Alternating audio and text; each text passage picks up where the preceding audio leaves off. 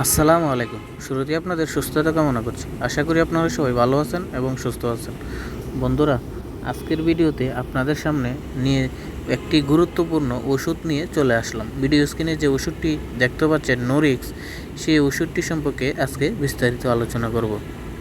আজকের ভিডিওতে আমরা জানব নোরিক্স ওষুধটি খাওয়ার নিয়ম।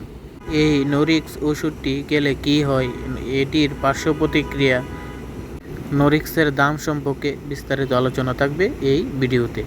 বন্ধুরা, ভিডিওটি শুরু করার আগে আপনাদের কাছে একটি রিকোয়েস্ট থাকবে, যারা আমার চ্যানেলটি এখনও সাবস্ক্রাইব করেন নাই অবশ্যই সাবস্ক্রাইব করে রাখবেন, এবং ইতিমধ্যে যারা সাবস্ক্রাইব করে রেখেছেন তাদেরকে অসংখ্য অসংখ্য ধন্যবাদ। আপনি যদি অনিরাপদ বা অসাবধানতার বশতে আপনার কন্ডম ছাড়া সহবাস করে থাকেন এবং আপনি কোনো কারণে বাচ্চা নিতে চান না, তাহলে এই ইমার্জেন্সি নোরিক্স 1 ট্যাবলেটটি খেতে হবে। বাজারে অন্যান্য ওষুধের তুলনায় এই নোরিক্স 1 ওষুধটি অনেক কার্যকরী একটি ওষুধ। এই নোরিক্স 1 ওষুধটি 99% কার্যকরী হিসেবে পরিচিত লাভ করেছে। তাই যারা সহবাসের পর বাচ্চা নিতে চান না, আপনার বীর্য আপনার মিলনের পর ভিতরে চলে গেছে, তা এজন্য এই নোরিক্স 1 ওষুধটি আপনি আপনার সঙ্গীকে সেবন করিয়ে দিবেন। সহজ ভাষায় বলতে গেলে নোরিক্স 1 এটি জন্ম নিয়ন্ত্রণকারী একটি ওষুধ।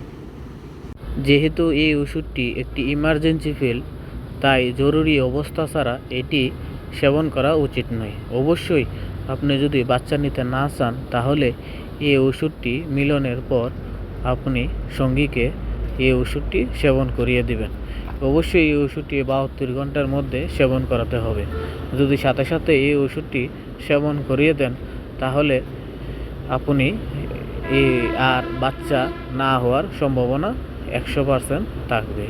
তাই আপনি যদি কন্ডম ছাড়া এই ওষুধটি মিলন করেন, তাহলে এই নোরিক্স 1 ওষুধটি সাথে সাথে আপনার সঙ্গীকে সেবন করিয়ে দিবেন। তা এর ফলে আর এরকম কোনো গর্ভধারণ হওয়ার সম্ভাবনা থাকবে না। এখন আসুন জেনে নিই এই নোরিক্স ট্যাবলেটটি খাওয়ার নিয়ম। ইমার্জেন্সি এই নোরিক্স পিলটি আপনি অসাবধানতার কারণে মিলন করে থাকলে, তাহলে এটি 72 ঘন্টার মধ্যে সেবন করিয়ে দেবেন এবং সেবন করবেন। অথবা আপনি 72 ঘন্টা অপেক্ষা না করে এই নোরিক্স 1 ওষুধটি যত দ্রুত এবং তাড়াতাড়ি সম্ভব সেবন করিয়ে নেবেন। যদি আপনি মিলনের পরপরই এটি সেবন করতে পারেন, তাহলে এটি 99% কার্যকর করবে। আপনি মনে রাখবেন, একটি নোরিক্স 1 ট্যাবলেট খাওয়ার পর আপনি যদি দ্বিতীয়বার খেতে হয়, তাহলে এটি খাবেন না, কারণ এটি পিরিয়ডের আগ পর্যন্ত আপনি অপেক্ষা করতে হবে। আপনি এটি আর খাবেন না, একটি খাবেন। এখন আসুন জেনে নিই নোরিক্স এটি খেলে কি ক্ষতি হয়। এটি খেলে অবশ্যই আপনি ক্ষতি হবে, কারণ এটি জরুরি অবস্থায় খেতে হয়। গর্ভধারণ না করার ফলে এটি যদি আপনি জরুরি অবস্থায় খান, তাহলে অবশ্যই আপনার কিছু না কিছু সমস্যা দেখা দিতে পারে। এটি খুবই শক্তিশালী একটি ওষুধ। এটি শরীরে খারাপ প্রবাহ সৃষ্টি করতে পারে। এটি খাওয়ার ফলে আপনার মাথা ব্যথা, বমি বমি ভাব, স্তনে রক্ত প্রবাহ হতে পারে বা স্তনে ব্যথা হতে পারে এবং অনিয়মিত মাসিক হতে পারে। নোরিক্স ওষুধটি একটি ট্যাবলেট খাওয়ার পর পরবর্তী মাসিক হওয়া আগ পর্যন্ত আপনি আর নোরিক্স খাবেন না, কারণ এটি খেলে অনেক ক্ষতি হবে।